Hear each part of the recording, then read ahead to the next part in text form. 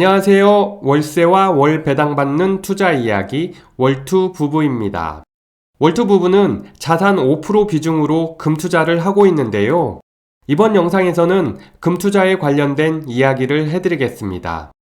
먼저 월투 부부의 금융자산 10억 투자 비중을 다시 한번 살펴보겠는데요. 미국 고배당 ETF에 60% 비중으로 투자해서 그 배당금은 캐나다 생활비로 사용할 계획이고요. 국내 주식은 음식료주, 건설, 중공업 등의 20% 비중으로 투자하고 있습니다. 현금은 15% 비중으로 보유하고 있고요. 금과 은은 작년부터 큰 비중으로 투자하다가 상반기에 모두 수익 실현하고 현재는 금만 5% 정도 보유하고 있습니다. 앞으로 다가올 위기에 대비하기 위해 일부 금 투자를 계속 이어가고 있는 상황인데요. 금 투자를 위해 참고가 될 만한 내용들을 정리해 보았습니다. 가장 먼저 미국이 기축국의 권한을 남용하고 있다는 점을 알아야 될 것 같은데요. 미국에 일할 사람이 없다라는 뉴스를 많이 보셨을 것 같습니다. 그동안 미국민들이 받은 실업급여를 시간당 임금으로 환산하면 16달러라고 합니다. 이 금액은 연방정부 최저임금 7.5달러의 2배가 넘는 금액인데요. 자기가 일해서 버는 돈보다 더 많은 돈을 주니까 취업을 안 하는 문제가 발생된 것입니다. 그래서 최근에 미국 실업수당이 중단되긴 했고요. 이뿐만 아니라 자영업자의 경우 여러 주 정부에서 매출의 100%를 지원해줬다고 합니다. 자영업자들이 실제 벌어들였던 영업이익이 아니라 매출의 100%를 보상해줬다는 모 방송에서의 얘기가 상당히 충격으로 다가왔었는데요. 이렇게 미국은 코로나 명분으로 시장에 엄청난 돈을 직접 뿌려대는 상황입니다. 미국 정부는 적당한 인플레이션이 발생되어야 부채를 탕감할 수 있기 때문에 인플레이션 발생을 어느 정도 용인하는 것으로 보이는데요. 이런 미국의 모습은 기축국의 권한을 남용하고 있는 것으로 보여집니다. 그런데 이상한 점이 하나 있었습니다. 이 정도로 달러 유동성이 넘쳐나는 상황인데 금과 은 가격은 생각보다 크게 오르지 못한 것이죠. 과거 위기가 발생했을 때 폭등하던 금과 은 가격이 이번 코로나 팬데믹 위기에는 힘을 쓰지 못한 것으로 보입니다. 그 이유 중 하나로 보는 것이 비트코인과 같은 암호화폐가 그 유동성을 많이 흡수한 것으로 보여지는데요. 어쩌면 미국 정부도 비트코인으로 흘러들어가는 유동성을 적절히 용인하면서 금 가격이 급등하지 않게 조절하고 있는 건 아닌지 의심이 될 정도입니다. 어쨌든 미국은 현대통화이론이라 불리는 MMT를 비슷한 개념으로 시도하면서 달러를 뿌리고 있는 것 같고요.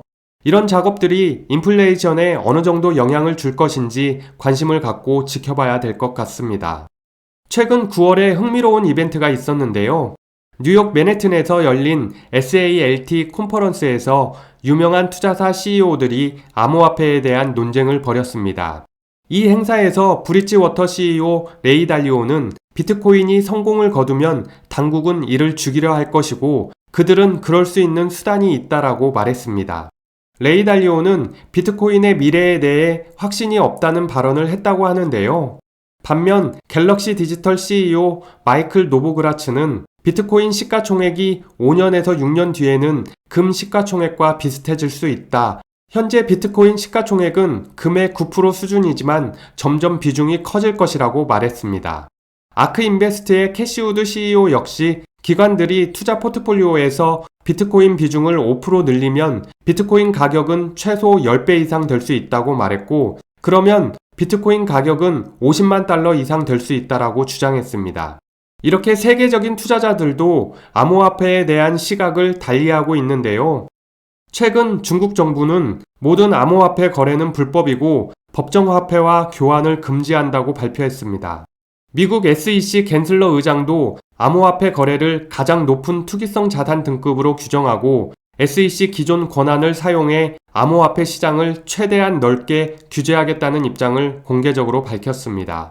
바이든 정부에서 임명한 갠슬러 의장이 이런 입장을 표명했다는 것은 바이든 정부에서도 암호화폐 규제를 강하게 추진할 것으로 보이는데요.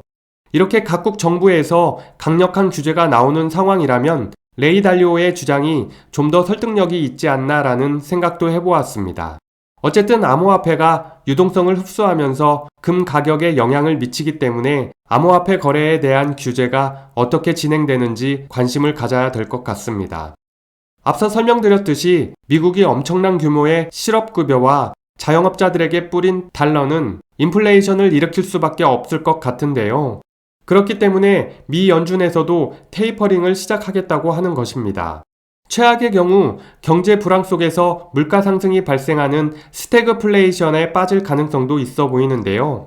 미국이 인플레이션 조절을 위해 테이퍼링과 금리 인상을 시작한다면 우리나라를 비롯한 신흥국들은 어떤 상황이 벌어질까요? 기축국이 아니기 때문에 돈을 막 찍어내지도 못하고 경제가 최악인데도 기준금리를 올릴 수밖에 없는 상황이 됩니다. 결국 신흥국들은 미국보다 선제적으로 기준금리를 올려야 더 큰 위기를 피할 수 있게 되는 것이죠. 그래서 한국도 최근에 기준금리 인상을 시작하게 된 것이고요.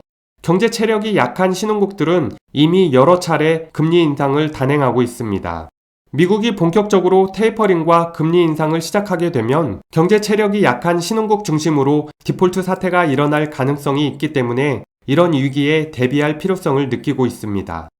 미국이 기축국 권한을 남용하듯 엄청난 달러를 시장에 직접 뿌렸기 때문에 인플레이션, 최악의 경우 스태그플레이션이 일어날 수도 있을 것 같고요.